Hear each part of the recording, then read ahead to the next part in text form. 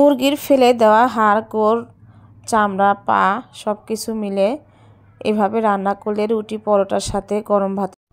তো আসসালামু আলাইকুম, সবাই কেমন আছেন? দেখতেই পাচ্ছেন লোভনীয় একটা রেসিপি, খেতে কিন্তু অসম্ভব মজার হয়। অনেকেই এটা খায় না, আবার অনেকেই খায়।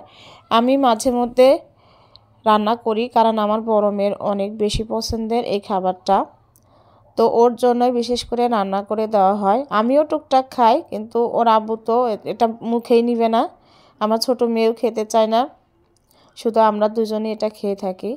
তো দেখতেই পাচ্ছেন আমি এখানে দিয়ে দিয়েছি হচ্ছে বেশ অনেকখানি কুচানো পেঁয়াজ, আর হচ্ছে গোটা মশলা, দারচিনি, লবঙ্গ, এলাচ আর তেজপাতা।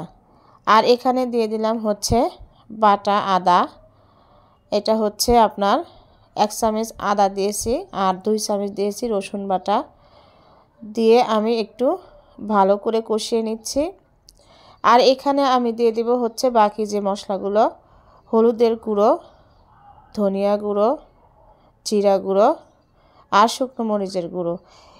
অবশ্যই এটা একটু ঝাল ঝাল করার চেষ্টা করবেন, তাহলে খেতে বেশি ভালো লাগে।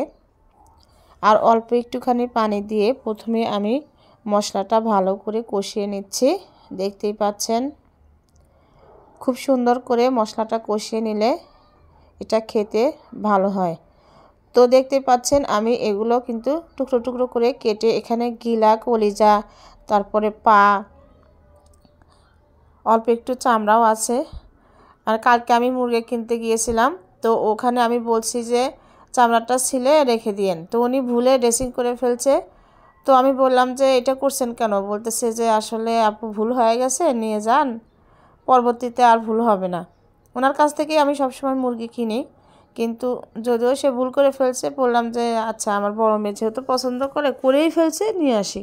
কারণ আমি চামড়াটা নিয়ে আসি না, আপনাদের ভাইয়াও নিয়ে আসে না, ও পছন্দ করে না, তো যার কারণেই আনা হয় না, ফেলে দিয়ে আসি। তো দেখতেই পাচ্ছেন আমি কিন্তু চিকেনটা ভালো করে কষিয়ে নিচ্ছি। আর এখানে আমি খুব কম পরিমাণ পানি দিব, কারণ এখানে কিন্তু ঝোল থাকবে না, একদমই মাখো মাখো ঝোল থাকবে। আমি একটুখানি গরম পানি ইউজ করেছি। তো এবার আমি ঢাকনা দিয়ে ঢেকে 10 থেকে 15 মিনিটের মতো রান্না করে নেব। দিয়ে দিলাম লবণ স্বাদ মতো। তো দেখতেই পাচ্ছেন ঝোলটা কিন্তু অনেকটাই কম দিয়েছিলাম, আর প্রায় হয়ে গেছে। এটা নামিয়ে নিলে একদম শুকনো শুকনো হয়ে যাবে। আমার রান্নাটাও কিন্তু প্রায় শেষ হয়ে গেছে, আমি উঠিয়ে নিচ্ছি। তো রেসিপিটা কেমন লাগলো? এভাবে ট্রাই করবেন, দেখবেন খেতে অসম্ভব মজার হয়। যারা খায় না তারাও খাবে এমন মজা করে রান্না করলে।